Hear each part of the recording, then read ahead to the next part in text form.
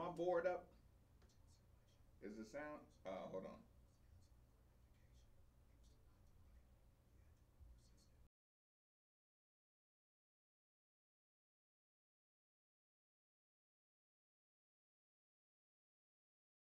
Okay.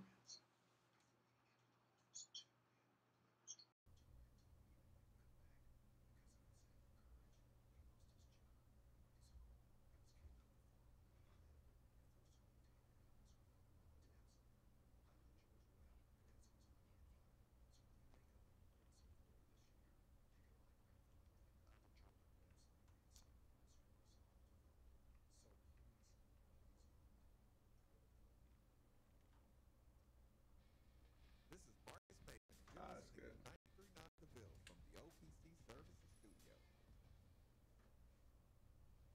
Mm.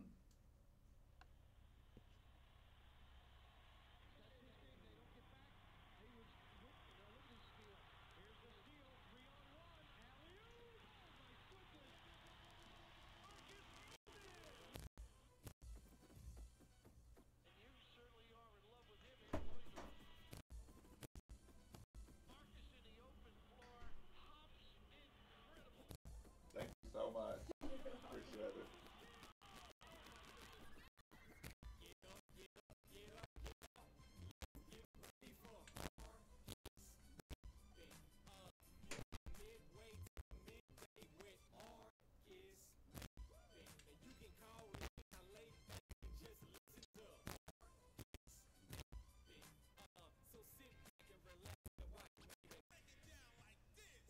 Broadcasting live from the OPC Pest Services Studio.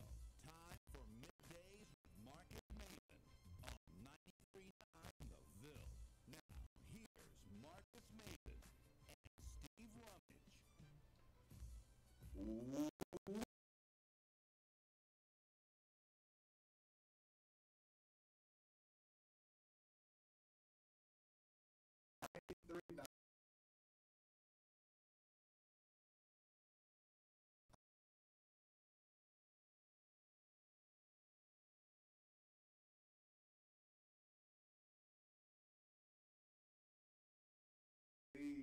That I'm hosting post Alabama.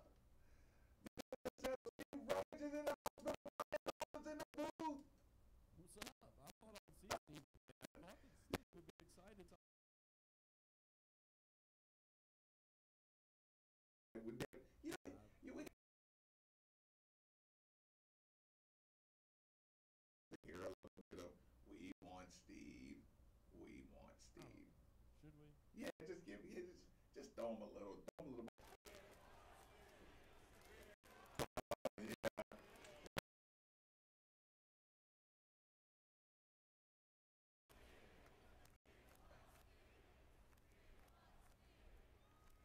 Wait a minute, wait a minute. Let me make sure. Where's my sound at? Let me make sure there's sound on the YouTube channel. Right now, we're logged into the YouTube channel. Making sure we got it, people. Oh, we had a tough start. Get Selena and see if she can check the sound out on the YouTube. See if it's going. She's on. Okay, we got. Okay, well, people, we're back in the studio. That was a little bit of a soft start. I didn't want my YouTube channel to not have the sound working. Steve Rummage is in the hospital. I know you already know why. If anybody knows, yes. For those of you who are just now catching up, strong, healthy boy. Charity's fine. Steve is fine. Steve is actually sitting by a phone, either waiting to join the show, waiting to be a part of it. But here's the thing. I just wanted to take a second, welcome everybody to the show, set up today, because here's the thing. It's a disadvantage and a great advantage, because this show was going to be a great show dealing with the aftermath of one of the biggest games in Louisville in a long time. I mean, I don't mind putting that label post Alabama Louisville on the game. You knew we were going to be talking about it. Everybody's excited. The traffic was clear, so people actually get to sit at home at 10 o'clock and listen to the show. They get to go to the YouTube channel and just sit around and chill and listen to the show. Now you get to call in. Now you get to text in.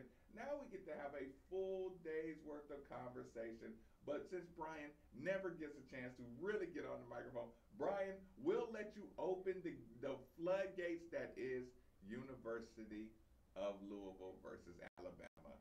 Give me my experience. Go. Well, it was a big day. I was super excited all day. We get to game time, nerves were starting to flow a little bit. You see the crimson and tide out there on the field, the traditional just maroon and white jerseys, and you start kind of getting really nervous. They wore the And then traditionals you're too, kind of didn't like, they? yeah, all right. And then Tua Tagovailoa, kind of jogs out there, and you're like, oh boy, I wasn't sure I wanted to see him yet. And then he throws a touchdown in the first possession, and you're starting to get really nervous. And then things kind of spiral out of control, and we go down 28 to nothing, and then the 14, one pass look. So his first game, but what my big takeaway is, and what I bet everybody's big takeaway is, that ground game is still not going with only 16 yards on 26 carries. And that's all she wrote. Is that is that the takeaway?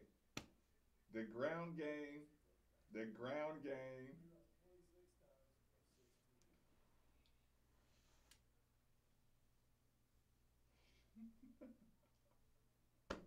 I, I listen. There's so much to break down. When you went straight ground game, it kind of threw me off. I can't lie. Actually, 38-31, 93-9. Brian Hall says ground game, and we gotta own that.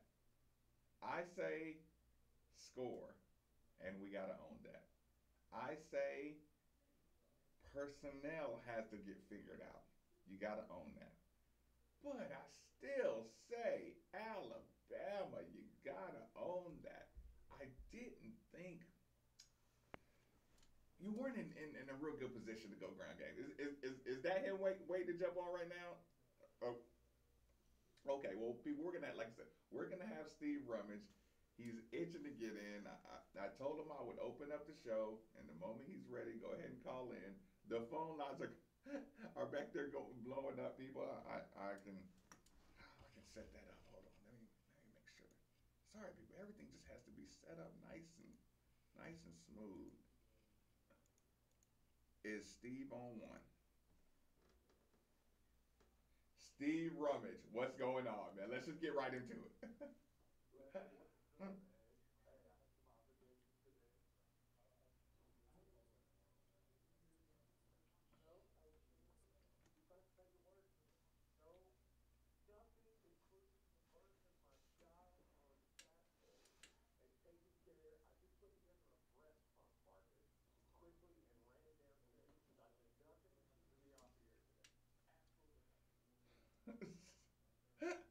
Not even the breast pump.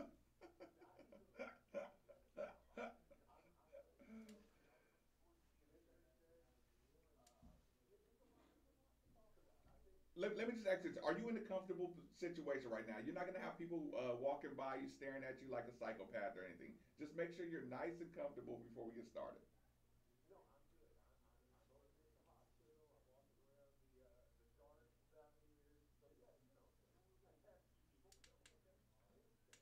Oh, okay, so we kind of let Brian kick it off. Brian, he immediately says, ground game, 26 carries, whatever yards, 14 yards. That was the problem.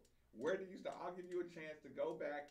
Listen, start their day off from the moment you see the University of Louisville run out there with the Crimson Tide. What do you? How does it feel? Where do you go from there?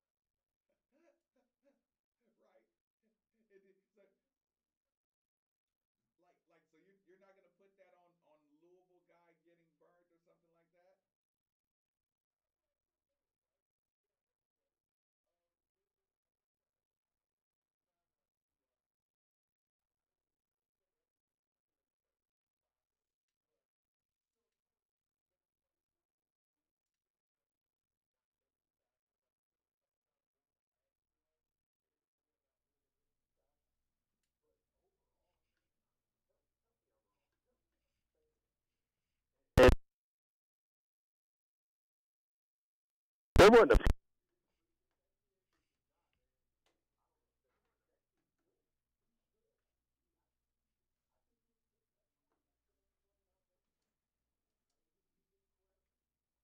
He's great for that situation. Here's the thing.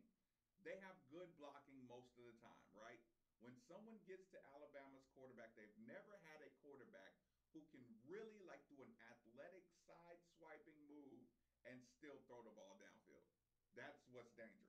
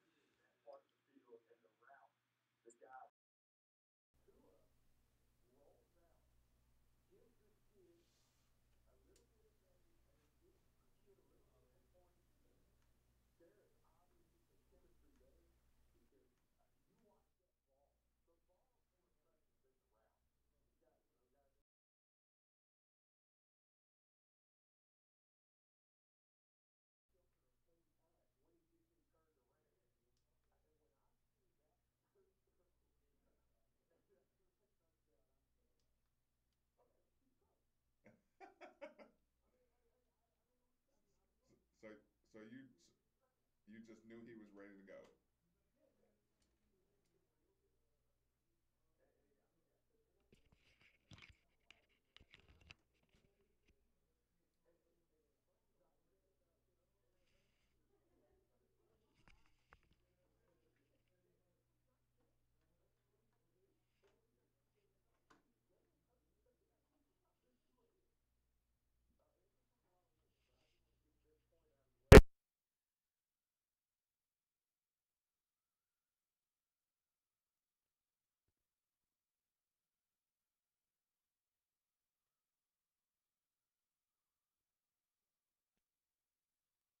he didn't win one, but he won one last year. I know Tua come in, but I mean Jalen Hurts is the quarterback all the way up to the second half of the national championship game. I think we can give him a little credit for that.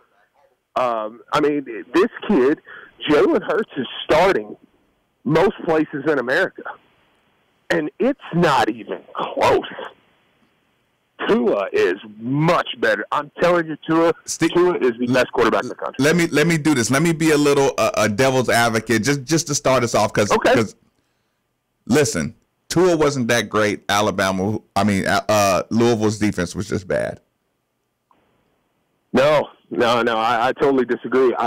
With that. I would say first off, again, Marcus, stop me if I jump around because I don't want to step. Obviously, look, people, you're listening. I'm on the phone. I'm walking around the hospital. Marcus in the studio. We can't do the eye-to-eye contact here. So stop me if I step on anything here.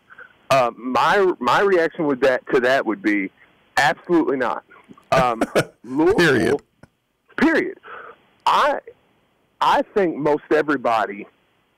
Unless you're just dead set that, I'll be honest with you, unless you're Andy Sweeney or you're a Louisville fan and this is fine. I'm not knocking, and I'm not knocking Andy by saying that either. But Andy's a contrarian. We know that. Okay, right. And unless you're Louisville fan that just does not like Bobby and has moved on, like that's fine. I'm not knocking you. That's your business. That's how you look at things. You come away going, I can live with this defense. And the reason I can live with this defense is they get pressure. They put pressure on Tua. When Jalen, think about this, because also let me say this. Do you know the argument I just made about Jalen Hurts? Right. The kid was the quarterback for Bama for 2 years, Marcus. They lost, 4 games? 2 in the regular, 1 each season in the regular season? No, 3 games. They lost the national championship game and 1 in each regular season. They couldn't move the ball on Louisville with him in the game. Listen, you know what? pause 1 second and stop 1 second, because now you got my attention. Like, I tried to be cool and calm and collected radio host. I tried to take myself. You just drugged me right back into the game, right? You drugged me back to the moment where I spoke to you and I said, listen, a power off tackle to the left side with Alabama, we can't stop, and you knew that from the beginning. Right. Let's rewind a little more, because I said this to you, and I want people to start listening. I want people to know we are Made for the Ville, the YouTube channel. The sound is working. Everybody's happy now. Now I feel better. I was a little checked out, too, to make sure the YouTube was working. So here's the thing. Yeah. I said this, and Brian, I need your ear too, because I don't want to say this, and I don't want y'all to just shake your head and agree with this one. I said, this is what I said about Bobby Petrino. This is my biggest criticism that I said, and you can see it as criticism or not. But I said, you know what kind of worries me? What worries me is Bobby Petrino focused so much on speed, speed, right? Because, I worry about the violence, the level of violence in an SEC practice. And then you said, yes, but you just have to be ready to be violent in the game. So I said, you know what? You're right. Bobby Petrino cannot have the injury level that an SEC school has. That's why they can't train violently in practice, right? Yeah. I'm making this transition into what happened in the game and what we saw across the board. Let me just jump right into it, people. You know what you saw, and it wasn't egregious level of toughness by Alabama, but Alabama flies to the ball defensively with bad intentions. They're used to extending their body fully for full contact, right? They look like they've been going full contact longer. You know what else? Steve? You saw a Louisville team with penalties, substitution penalties. We heard what was going on. There was a miscommunication. But here's the thing: people say, well, why doesn't Bobby have? Why isn't everybody sharper? I said, because you know what Alabama does for an entire summer? They learn 8 plays. Mm-hmm. They power sweep left, power sweep right, dive left, dive right, slant 1, 2, and 3. Right? It's all about the E word, man. But no doubt about that. They sit around because we know we already have the athletes. We know we have the size. We know we have the speed. All we have to do is execute these 10 plays, and nobody can beat us if we do our things right. So they can go full contact all summer running the same 10 plays. So you know what they don't have to worry about? Tricking people on substitutions and different matchup packages, because they have 5 and 4s at every position. Bobby Petrino, meanwhile, has to put together much more complicated packages because you have to mask. You have to mask your 3-star guard who's just learning, or your 3-star tackle who needs some experience. Look, all those things go into a game one. You know where we start at too? LSU. Washington comes in with a Heisman Trophy caliber quarterback, can't score 14 points on Auburn. Yep. Can't do anything with Auburn.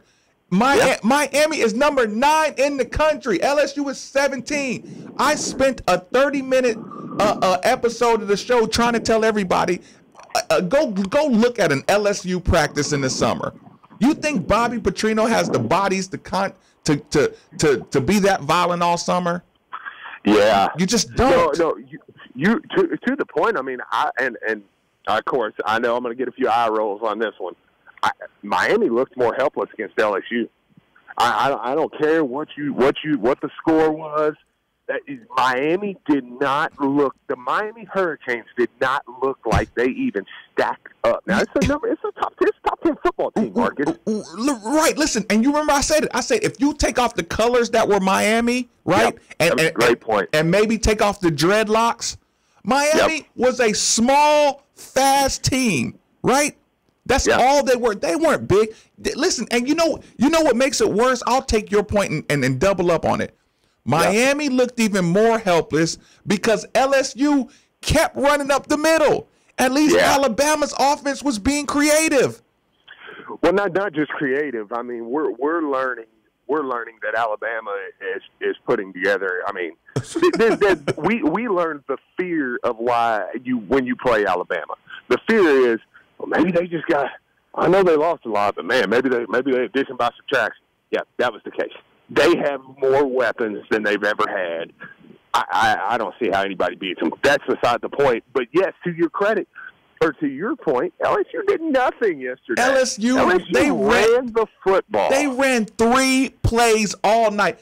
Listen, if I'm a Miami fan, I'm embarrassed about the players. But listen, you knew it, and you knew that where that conversation was going to go quick. How about 8 turnovers or 8 penalties in the first half of Miami? In the first half, 8 penalties. And Marcus, let me add, there were the penalties, and I think this is where you were heading when you got to the execution point. So to kind of even bring you back to that, right? 8 penalties, and they were all over the place. There was false starts. Right. There was holding. There was, I think they got a delay of game. Right. No. Let me pause you because I want to drive this point home. And Brian, I want you to hear this one too, Brian. You were on Twitter at some point where you heard everybody rip apart the 12th man substitution penalty. We watched Miami like 3 different times. Right. But in the first quarter. But we watched Miami get those same penalties and the same people watching the same game. You know what they didn't call Mark Richt? Undisciplined guy. And if they did have a problem with the Miami penalties, it was, they're just edgy. You got to let those Miami go. They're just over aggressive. No. Everybody makes mistakes and penalties. Fowler and Herbstreit both mentioned it, that the third quarter was like the most penalized quarter that they had seen in a game in a long time. I don't know. And Steve, I'll give you a chance to answer to the to what you thought about the way the hits were called, the way the early low hits, high hits, kind of slows everybody down. Yeah, well, no, absolutely. You can take those callers while he's on. I have it set up that way. When you're playing a team like Alabama, and this is the Alabama gets the 2013 Louisville treatment a lot of times, and what I mean by that is that was the one year where Louisville Russ got the hold and hand check. The refs would allow Louisville to play, and they would almost look at other teams and say, hey, look, we're going to give you a little 10-minute stretch where we're going to call it tight, but after that, you just got to play up to their level. Right. Because they're bringing the intensity. But here's the problem. I thought Louisville did that, and I thought the refs, in a way, the refs are in a 37-point difference. So let's. I know you always got to give that caveat. Let me just throw that out there. But it does make a difference when you say, wait a minute, so I touch a guy and you're waiting, you're waiting on me, or I duck my head and you watch Alabama early in the game. Now, granted, you know me, I hate the rule. So for them, of course, at 8:15, I'm like, tossing. It's targeting. Tossing. But let's get him out of here. But the fact that happens. No targeting. We erase it. You go down to Tutu Atwell. I think Jawan Pass makes one of the best plays he made all game, and he made a lot of plays, good plays. We'll get to Jawan Pass in a little bit. He made a ton of good plays. I think he may have made his best play. Guy gets there early. We say, okay. The ball was there. Call it SEC style. Fine. Okay. Because look, I think that was pass interference. In the same breath, the Tutu Atwell play where he third and long. In the same breath, Steve and Marcus, who love that grinded out football, says, yeah, but it was bang bang. So I'm good with it. You got to catch that ball. Yeah, right. He was there early. The flag should have been thrown. But okay, all right. So you're letting us play to that level until you're not. And that was the issue with me. I mean, and Herb Street, the one thing that did drive me nuts about Herb Street, I mean, Jalen Smith one time gets his whole jersey held, and Herb Street says, well, it's a little gray area. Like, well, what's black and white, Kurt? Right. I'd hate to talk to your wife. My God. I mean, like, what's okay and what's not? So, I mean, that annoyed me a little bit. But is what that does early in the game is that sets a precedent of how the game's going to be called. And you think it does. Because like I said, I'll go back to Tua gets that roughing the passer call, and then he ends up getting away with 2. Like, you can go back to Eli Manning and the helmet catch when everybody had to soften up on trying to tackle the quarterback, and then you gave Tua pocket passer protection, and he's a running quarterback. Yeah. Right? Like that was that call was designed for defenseless quarterback pocket passer. But a guy who's done scramble, he can't get that protection. No, absolutely. Well, and the problem is you told me, now this is how a player's mind works. You told me on that Tutu Atwell play that we're playing SEC ball tonight. So I'm calling SEC ball, but you know what I'm saying? Like, you told me with that Tutu Atwell play that you're not calling that play. So bang, bang, I get in there. Tua's on the move. I get a lick in, and which was, I would say, the lick that we got on Tua, or would you agree, would be, I think, comparable to the Tutu Atwell thing. Probably should have been called, but definitely cool if it's not. Right. So if that's a comparison, you just told us that you just told us that's how we're calling the game. So what's the deal here? But again, like I don't want you to sound like excuse maker. I don't want to sound like excuse. Oh God, you have to adjust to that. Tutu, you have to come back and catch that ball and make the play. I don't care. No. Tutu should have caught that ball. I agree. I think Juwan put that where it needed to be. But again, that's one of those where you go, okay, Tutu Atwell will learn. If that ball goes to anybody else, it's probably caught. Tutu Atwell, he's a smaller guy, freshman guy. You have to, I mean, because I do want to talk about the playmakers we found. But they're young. And Tutu, and the one thing. Go into playmaker. Do we have playmakers? Did we learn about like I know we were kind of going down that road. Let's kind of reset into the playmaker category of Louisville. Like, how much is Louisville? Because we were going to rely on Louisville offense to try to overcome some things that we didn't get. Biggest positive takeaway from the game for me: Louisville has big time playmakers. And for somebody, and I know you go, Steve, you only score 14 points. They don't have playmakers. They got nobody on the field that can make a play. You're wrong. Sorry. You're 100% wrong. On that Louisville in this game, you were able, and I love what Bobby and Van Gorder did in the second half. Once it was clear, when Louisville didn't capitalize on the 21, Louisville had a shot there at the end of the second half where if they score, they get the ball back. When they don't capitalize on that, and then they get the ball in to start the second half, and they don't capitalize. That disappoints me so much. You're going into that half. You got a chance to score. You got a chance to go 7-21 with the ball coming back after all of that. Let's go. Yeah. Golly. I know. Yeah, but when they didn't capitalize to end the second half and the beginning of the second half, I think at that point, even a coaching staff, you go, okay, you're probably not. It's probably your night. So I love what Bobby and Van Gorder both did. They started to say, well, let's find out who can play. You know what? I mean, at that point, you take training camp and you throw it out the window, and you say, let's find out with the lights on who can play in these football games. And they started to play Colin Wilson, and they started to play Hassan Hall. And they started to play, Tutu got some more run. And they had snap. They had pop to their moves.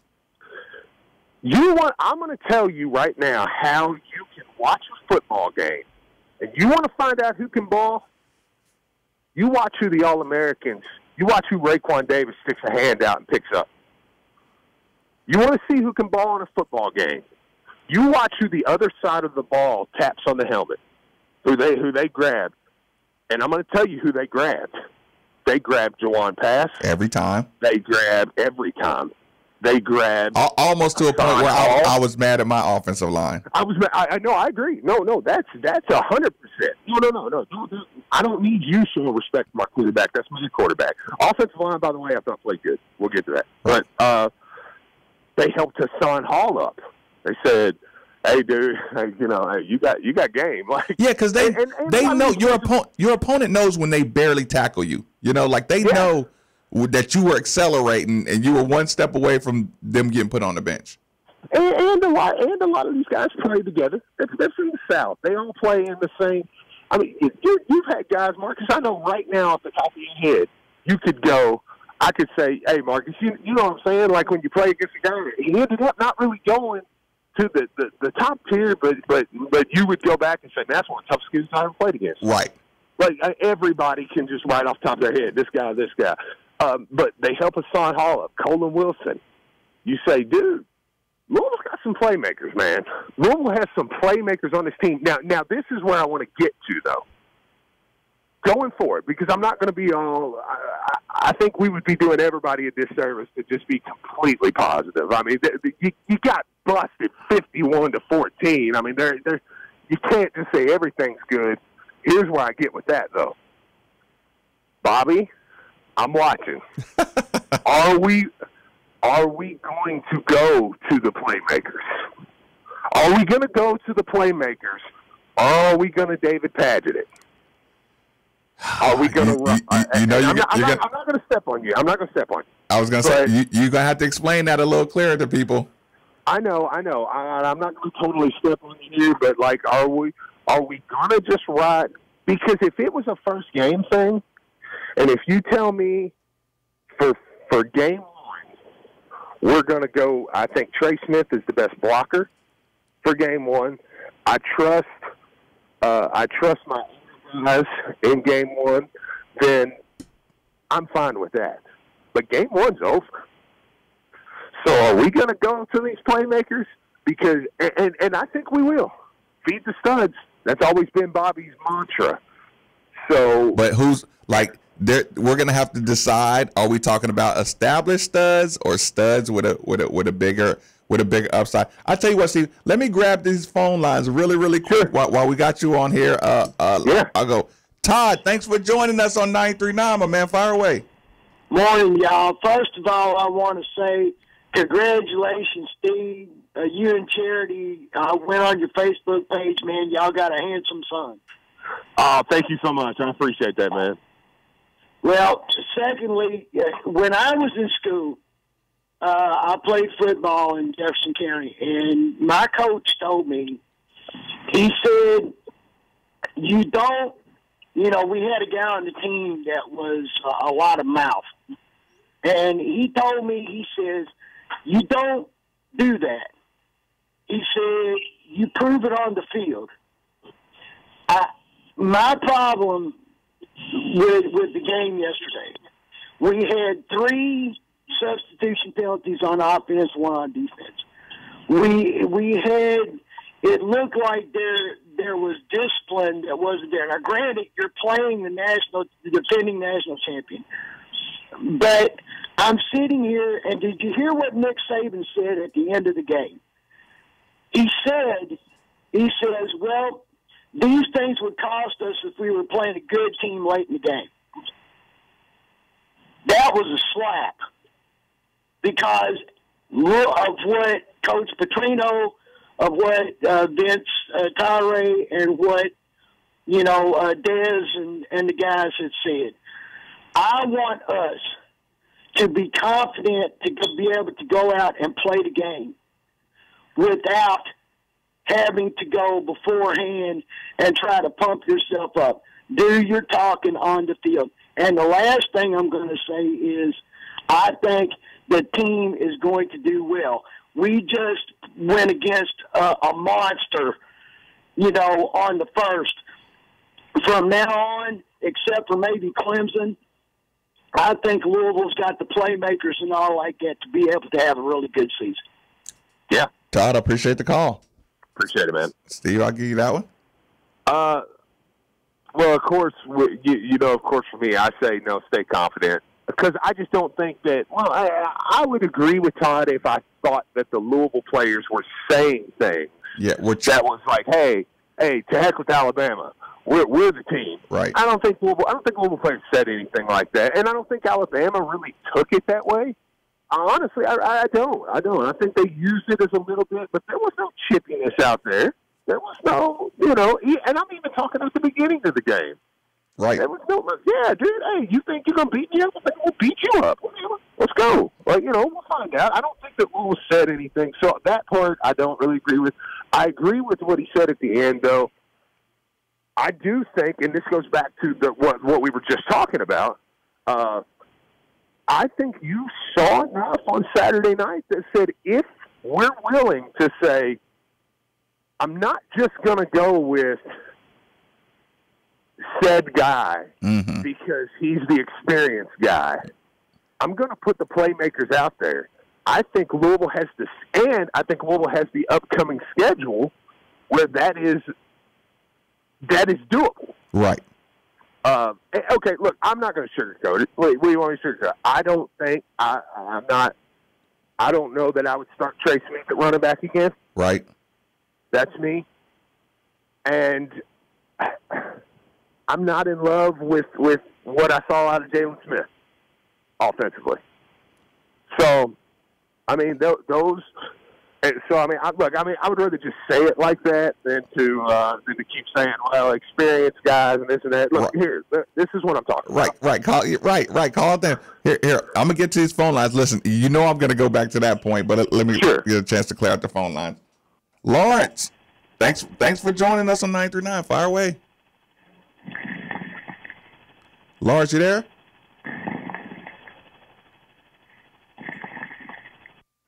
Oh, we're going to go to the next one. Frank, thanks for joining us on 939. Hey, fellas, first and foremost, congratulations. Poor Lawrence, man. Thanks, man. I appreciate it. Hey, no problem. Just a couple of quick points I want to make. One thing, the offensive line did its job. I think for the most part, until maybe the fourth quarter, Pass was receiving some great protection. He did have time to throw. Yes. And even when Alabama disguised its blitz, I think Puma stood in there. He made the reads that he needed to make. And one thing that was really encouraging to me was that the defensive line actually got to Tua, as you mentioned earlier. My problem is, and I thought that our defensive backs were better than what they showed on Saturday. I think Rajay Burns was out of position a couple of times, and Bannister. I think they gave the receivers not as much as far as too much respect, but I think that just the cushion. They gave them maybe the 7 to 10 yard cushion instead of trying to disrupt them when they was going on their route. If I'm a half glass full person, again, I was impressed with Puma, impressed with the offensive line and defensive line. I'm like you, Steve. I think Trey Smith is probably the best blocking back, but we could not run. Yeah, but nobody can run on Alabama, but we did a absolute horrible job. And I will say this, and I'm gonna hang up and listen. Our tight ends, Mickey Crum played like a grown man on Saturday, and I think if Bobby could use our tight ends a little bit more, then it will open up the maybe the long pass, and our receivers will be a lot better. Frank, man, I appreciate the call, Frank. Hey, Frank, I'll tell you. I could not agree more. But listen, not only do I agree with what you're saying, I would take it a step further. Frank was absolutely correct when he said you gave them too much respect. And I don't have to look any further from 3rd down and 10 when you throw what's my running back's name? My Alabama running back. Either Damian Harris or Damian Harris. When you throw that ball out the backfield and let Damian Harris, you know what our guys did? All our defensive backs kind of corralled them. Instead of attacking, they were kind of like relying on their help. Other players, you have to go get that tackle. You have to go full speed, don't miss, go tackle them. But when you start breaking down and chopping your feet, these guys are too talented. And you know what that is? That's giving your opponent way too much respect. That's trying to corral them instead of going to hunt them down. That play gives up the first down, and you give them momentum from the beginning of the game with that. Well, no, I agree. Frank, honestly, Frank did a macro of what I could have said and just hung the phone up and said, "Okay, see ya." That was what I had. Right. So I mean, because I agree with him. The secondary was not. I thought Louisville was in the box. I thought Louisville was great. Actually, I don't think Louisville safeties played too bad. I thought Kane Pass come up. I know everybody wants to point at the play, according to the first touchdown. I thought Kane Pass come up and laid some licks. I liked what Kane Pass did at safety. But the corners left a lot to be desired. There was a point he got to with the I can't remember but he had one that I really liked. But there was one thing getting back to the offensive side of the ball. I thought Des Fitzpatrick, in a way, laid on the sword a little bit on Saturday night. I thought that they were shading the reason because with Des Fitzpatrick, which I still think he was second on the team in receiving, which in the game, which Jawan Pass, if you learn, I remember what Frank said. I wanted to get to, but I will hold that off for a second. No, I won't, because Des garnered more attention during that game. Yeah, of course. I don't know if you watched or not, but when Des, and I'm not saying it was just because the trash talk, quote unquote, which I don't think was trash talk, but I think it's because they knew Des is a lethal weapon that you can use. I thought that they shaded on him a few times. I thought he picked up a couple double coverage, that's what I mean by laying on the sword. That should open it. It's basketball, Marcus. If there's two people covering Marcus, then Steve has no reason to not be the white guy that can stand in the corner and knock down a three. I mean, there's no excuse there. Louisville's tight ends, I thought, stepped up. Mickey Crum, Kamari Avery. Now, that could get me on a whole other conversation. I know. Another positive going forward, because Bobby now has the tight end game back. And I'm going to look at the tape, and I want to know who stuck their foot in the ground. I mean, this goes back to to your wide receiver conversation. If you go back and look at that, the guy who puts his foot in the ground and tries to run somebody over, he plays for me. The guy who tiptoes does not play. I don't care about your age. I'll take it back. This is what I was going to say before I go back to the phone lines. This is the point that you were going to make with the Trey Smith and the Jalen Smith situation. It goes back to and I'll bring it to the forefront. Brian, I want you to hear me out on this. Tell me what you think about this. This is a general point. It might bother some people, but whatever. I'm comfortable with that because I'm fair to people. Trey Smith on this team, on this football team, I liken to Quentin Snyder. Hear me out. Jalen Smith is Dang Adele, right? And what I mean by that, people, is Trey Smith, good blocker, doesn't make mistakes, gets the yards that are already blocked for, right? Yeah. It's kind of a Quentin Snyder game manager, right? Jalen Smith, size, speed, look, feel, potential, ceiling, high side. I see Jalen Smith out there. The two plays that stick out in my mind: Jalen Smith, long bomb. The ball arrives there about at his knees, about at his shins, right? He tries to reach down with two hands and continue running. He drops that ball instead of getting on the ground, instead of laying out. And like I said, and we know he's coming off an injury, and I'm not gonna say that injury has anything to do with anything, but Jalen Smith is a runner. He is a Dang Adele, full head of steam. He can jump with anybody. but everything has to be kind of laid out perfect for him, right? The 1 or 2 games when Dangadell was in trouble and he did things he wasn't used to normally doing, he looked clumsy doing it, but it was effective because he fell on the ground, he dived on the ground, he did those hard working things. Jalen Smith did not do that last year, and we give him a pass on potential, because he does have more potential than anybody, but he still has to be that guy. So if Jalen Smith doesn't want to get on the ground on that long bomb, I bet you Atwell will. I bet you Dawkins, like I said, and Dawkins not above reproach, but Jalen Smith is the guy who you can't play if you're not setting the tone. If you're still carrying last year's, kind of I'm already the man thing, you know what I'm saying? You can't play on this new team, which goes back to your David Padgett. The effort plays have got to show. My Dwayne Suttons have got to play more. I agree with part of your statement. I think that I get the comparison to Trey Smith to Quentin Snyder. He's a guy that kind of gets the job done, but isn't like super flashy. Right. He's going to make some plays for you every now and then, but isn't that guy that consistently does it. He just kind of does what he's supposed to do. Right. Jalen Smith, though, I get the comparison on what you're saying, just because you need more hustle out of him. He kind of thinks he's the guy, right, and that's what the way Ding was. But I think Jalen's going to bounce back. I kind of give him a little bit of slack because of the injury. I mean, he was the man last year, and I don't really compare him to Ding just because Ding was not a guy that I was a big fan of. But when you say he was the man, and this is not me challenging you, when you say he was the man, open plays, he caught the ball, he ran fast. Right. But do you remember him ever, making a play that you didn't expect? Yeah, like making a shake move on somebody and then taking the yard, or running over somebody, then going for a touchdown. Doing the plays that make Alabama players, or big time plays.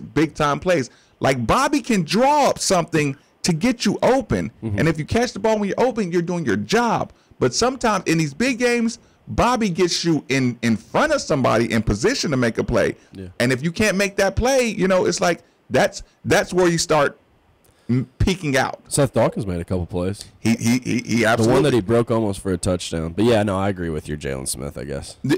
So what do you think, Steve? Like, is that a harsh thing, or is it too early to say things like that, or no, headed down that road? I think you and Brian are both right at the moment. I mean, with Dangadell, I think we saw more. I think we saw, to Brian's point of, because I think you're exactly right in your comparison. To Brian's side of it, I think I can agree with Dangadell. I saw more. With Jalen, we've never seen anything previous that would say he thinks he's the man. He's not going to say, okay, right, that wasn't good. Yeah. I've got to do better. Yeah, we're not killing him. Like, we're going to give him a chance to look at the tape and say, listen, I don't want I used to say it, and not to pick on James Quick, but I would say it all the time. I would say, when he runs out of bounds, when I saw a spot where he could have got 4 more yards, I said early in the year, I said, that play is going to come back and haunt us. When Mickey Crum starts off the game and he catches that ball as a tight end, puts his head down, and don't say that. I don't want to cut you off. But you said earlier you saw people that put their foot in the dirt. Who was it? Mickey Crum put his foot in the dirt and went and hit somebody. He looked for the hit, right? Yeah. He definitely did it. Kamari Averett looked like he wanted some contact. I believe I see Des Fitzpatrick puts his foot. Day Williams puts his head down. I thought Day Williams fell forward every time he ran the ball for the most part. Yeah. Listen, and that's the difference between 3 and 5 yards. That's huge. That's huge. I mean, who else? Well, I mean, you named 4 right there. I mean, I think that's a good sign. I think Tutu Atwell wanted it. I think he wanted the ball. I think he went out there and competed. And people, when Bobby says, "Oh, we compete," like that's what competing is. Like welcoming the contact, even if you don't make the play. You see the guy doing the right aggressive things. Yeah, no, and so I mean, I think that goes back to the point of kind of tying the whole conversation together. With playmakers, with everything, is that you see guys out there. Okay, and the 4 you just named weren't the guys that I named as playmakers that I thought were guys that should now get more clock. So in just the conversation we just had as two guys talking on the phone right now about their football team, right. I mean, if you could pull back the curtain and say that's what's happening, you named 4 guys. I named 3 guys that I said, hey, these guys are guys I want to get into play.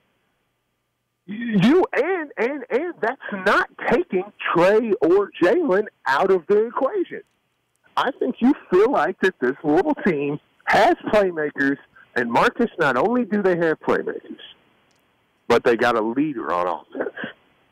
And I think that was very, very clear in that game. And maybe the biggest thing to take away. Don't forget for 1 second that if you got a quarterback, if you have a quarterback, it's game on for your season.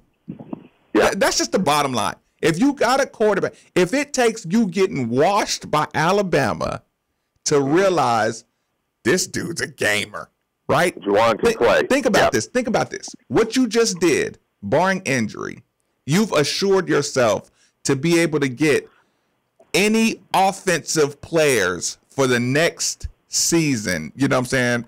Yeah. I see this guy. I can play with this guy. I know this quarterback situation is solid for at least a year. You know? Absolutely. Like you saw that last night. I know, like I said, barring injury, for the next 11 games, 10 games, 11, whatever, I got a quarterback who can put the ball on a man in a tight window. So much so that I'm mad at my wide receivers. Like, I come out of this weekend saying, I'm not mad at them. I say, listen, you get in the film room. You missed a lot of opportunities. You came out of your breaks a little sloppy early. You tightened it up later on, but the ball got rolling against us before you guys got it together. That's okay. Yeah, but we had a conversation last night, and I said I wasn't going to step on you earlier. I am going to kind of step on you on this one. We had a conversation last night, though, when you go back to film room, I think film room, you go back now, and I mean this in a way, you'll hear the contacts where I think Bobby then can grab Juwan Pass at the front of the room and say, y'all trust him now? Y'all trust him now? Watch the film. Look, you're right. Look at the tape. Look at the tape. Like, Juwan Pass is a captain now. He's not captain by position now. Because I'm telling you, I always make the basketball example. When I throw you this pass to the big man, when I throw this alley-oop to you, and you decide that you're gonna let somebody. You're looking at TV too. No. I don't have a TV. The way set up, I'm like, what happened? Somebody on the call line? No.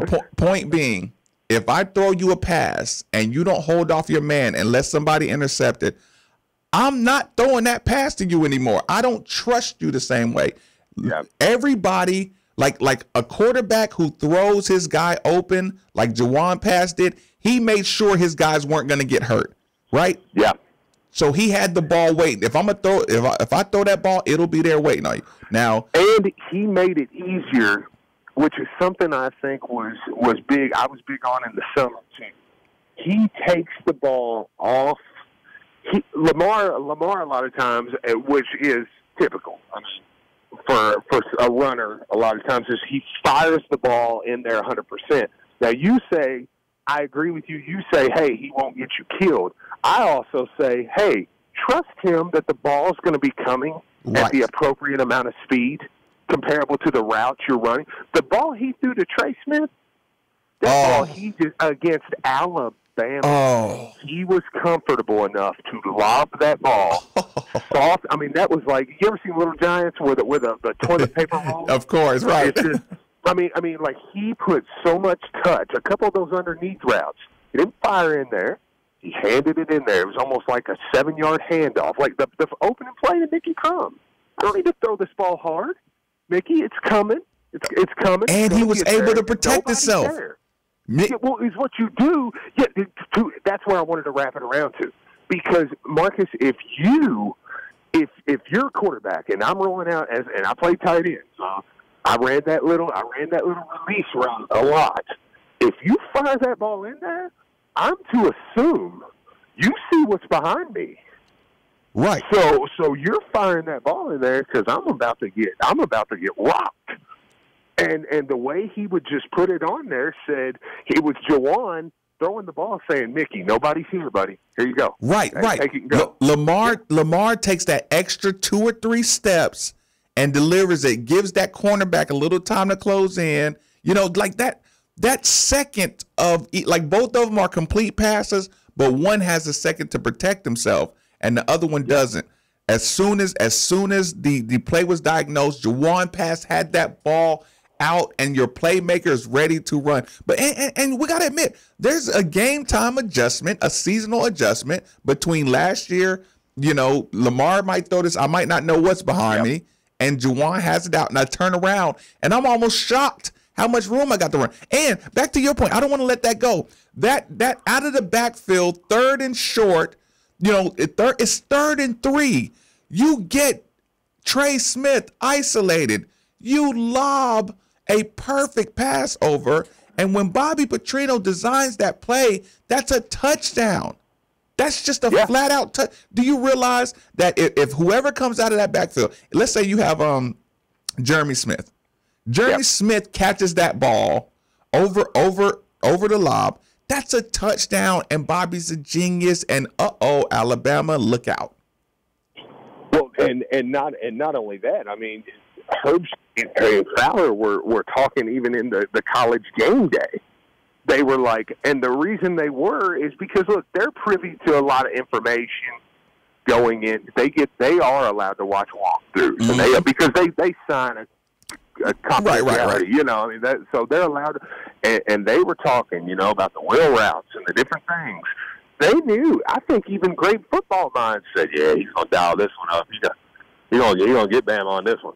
Because they're aggressive. He got him. He got him. He out schemed, and he had a quarterback who threw it out there, laid it out with no hesitation, perfect stride. Trey Smith, again, like, I don't care if you know, like, I'm gonna be very, very upset when I'm watching him run that for a touchdown next week. Yes.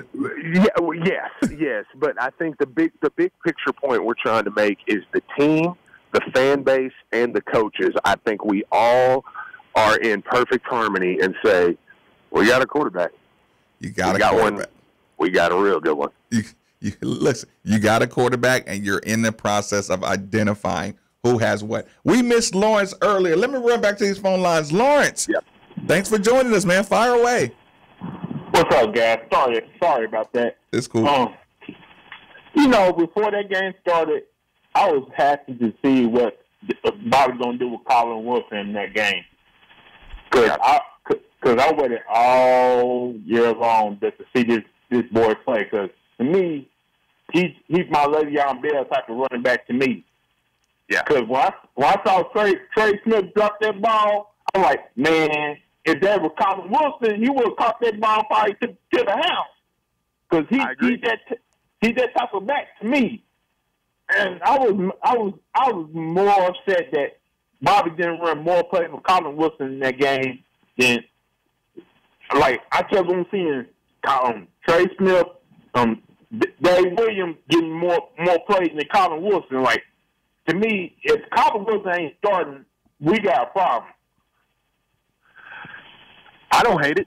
I mean, Lawrence, appreciate the call, buddy. I don't hate it. I think that So you're ready to change up the lineups already? Yeah, no, I am. And until I see different, I think Bobby will. I really do. I have that trust in Bobby that I think you're going to see a lot more dosage of. I think Bobby had an Alabama lineup in there, and Tua was just better. I think that's what he had. I think now you're going to see more of the Dave Williams, the Colin Wilson, the Hassan Hall. I think Hassan Hall is going to get a lot more run. I mean, now. Yeah, because once you see his explosion on his first couple steps, you're like, yeah, he got to play. Yeah, but in the same breath, man, in a football game, you can't. It's rare. Okay, in basketball, we've got a game plan. The game plan's here. We're going to do this. Marcus, I'm running the game plan through Brian Hall, but we show up. and Marcus is just balling. And I'm like, y'all, hey, forget it. Let's run through this. We're going to change some things up because we've got to get the ball to Marcus. It's not that easy in football to say we come up with the game plan. ISO. It's very rare that a Lamar, and this is why Lamar was so special. It's very rare that a Lamar Jackson Alabama game or a Lamar Jackson Clemson game happens where you say, all right, you know what, hey, throw everything we've been working on out the door, and you just go make some plays. That don't happen, and especially not against Alabama. Look, how many plays do we have Hassan Hall get the ball in? Let's run one of those. Yeah, exactly. I mean, that's kind of what you would go for, and you just can't do that. And let's not forget, Marcus, the game wasn't out of hand until probably late third quarter. You were setting probably until they went up 28. I think that's when you could officially say okay. But when it's 21-0 and you've got the ball going into the second half, or you've got the ball ending the first half and going into the second half. Look, Cody, don't worry, Cody. We know you there. We had to let Steve get his point out. My bad, Steve. Cody, thanks for joining us on 93.9, my man. Fire away. No, you're good. You're good. First of all, Steve, congratulations to you, man. I'm happy for you, bro. Hey, thank you very much, man. I appreciate it. Anytime.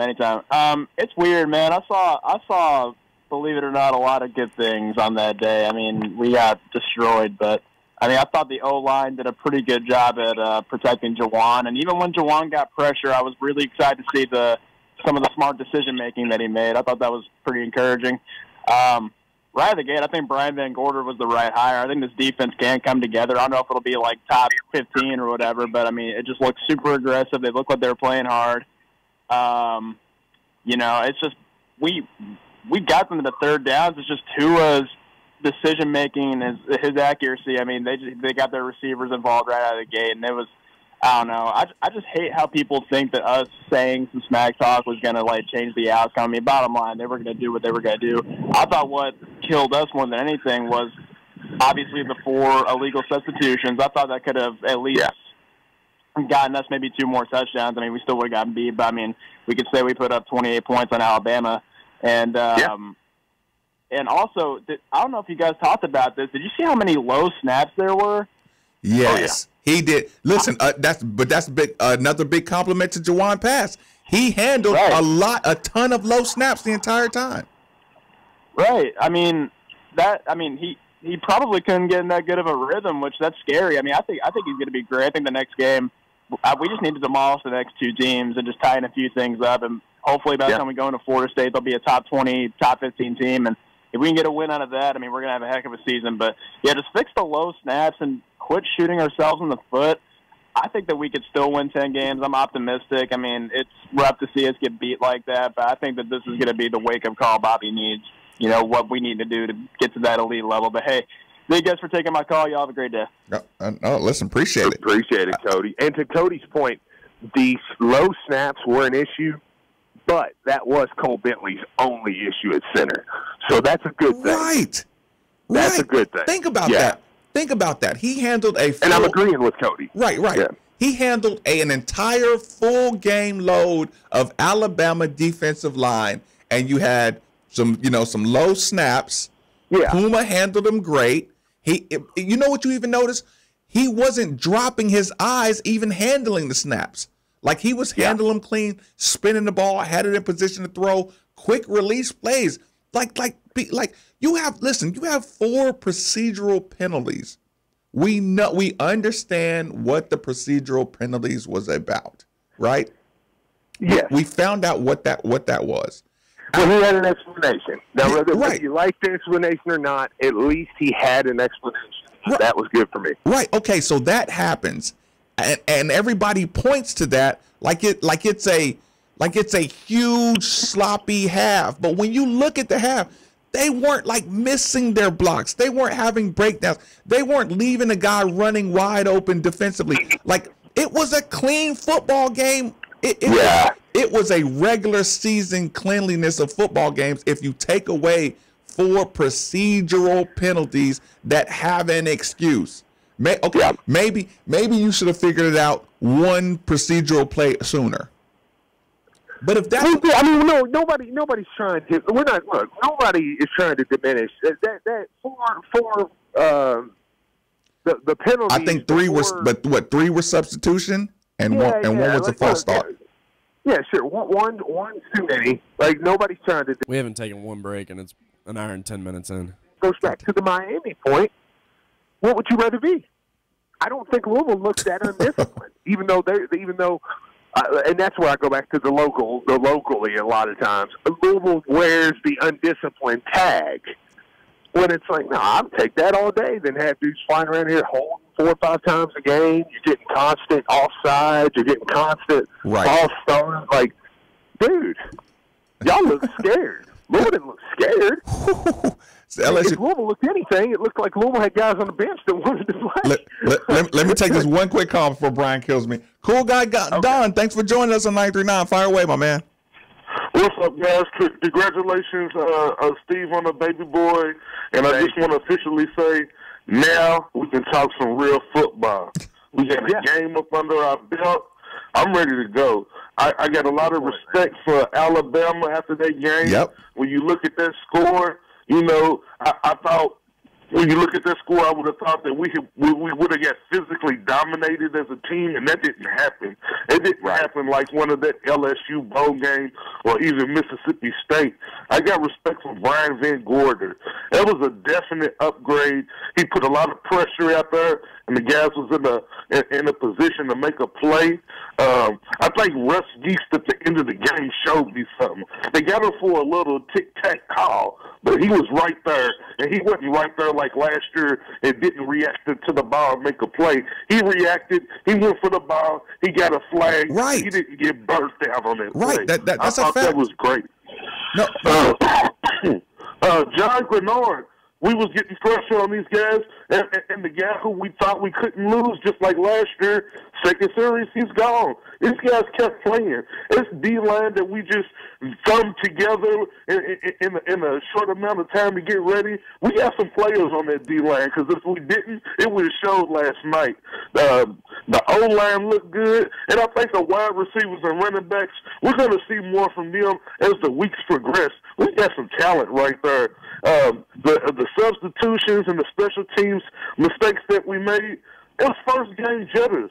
We're trying to put this thing together. If you're going to have issues like that, let them be on the first game. You can clean it up. I got a lot of confidence about this year and this Louisville team, man, and I'm ready to roll. No, absolutely. I appreciate the call. Last call before the break. Jerry, thanks for joining us. Fire away. But it went bad. So they're going to cut you one real quick. Jerry, fire away. Hey, guys, thanks for taking. Okay, we lost Jerry there. Okay, well, here's the thing, Marcus. Before Brian kills us and before my wife kills me, because I've gotten 2 text messages and I'm being summoned back to the room. Right. Before that all happens, let's say this. I don't want to let Cool Guy Don's point go away. You made the greatest point, I think, about Alabama. That's Jerry again. Try again. Execution when other people got to work on game plans. Cool Guy Don said now football season starts. Louisville now gets to go into you saw what you saw against Alabama, and now Louisville gets to go into the portion of execution. When they clean some stuff up here and there, I think you saw enough on Saturday night to say this is a good team. Texter wants a clear explanation of, tell me why on earth a personnel group and formation have the same name or phrase which led to the legal formation. That's why I said you can like the explanation or not. I didn't, but that's why I said, like, hey, it's an explanation at least. I'd rather you say that than say, hey, we didn't know what we were doing. I'll be honest with you. I didn't love the explanation. You messed up. You messed up. Look, and when I was explaining, I forgot who I explained to, but I'm like, yeah, okay, if you have a banana route, and you want one wide receiver to remember this is your particular banana route play. So we throw that banana in there, and then there's a full banana lineup. Our yellow lineup is the banana. Sorry, I messed up. I really didn't think about that. I used that before. The wide receiver remembers it better that way. My bad. It's one of those things where I just say fix it. I know, but don't indict. You have a stupid team or you know, Yeah, sure. like you're not intelligent, you know, like something like that can slip by. You see something like that every day on every commercial. You're like, why did I do that? One more shot. Jerry, thanks for joining us on 939. Fire away. Hey, guys, sorry about the technical difficulties there a second ago, but I appreciate you taking my call again. Yeah, no problem. Hey, boy, it's great having football back, and like you guys, I've been through all the phases of grief this weekend after the game, and I've watched the game now. Steve gonna hang on? And, boy, I've got a He's gone after the break. concussion now than I had You're good then. in the game the other night. I think we're going to be a problem for a lot of teams. We didn't get pushed around a bit out there. I mean, we looked like a tough, physical football team. And somebody from the Courier-Journal, I think it was, said that we looked slow. That's not true at all. I think at some point in time in the game, our effort probably diminished a little bit. And, Marcus, I've heard you mention this before in the past. When you talk about doubt, it's in players' minds. And I think there was a couple pivotal moments in that game.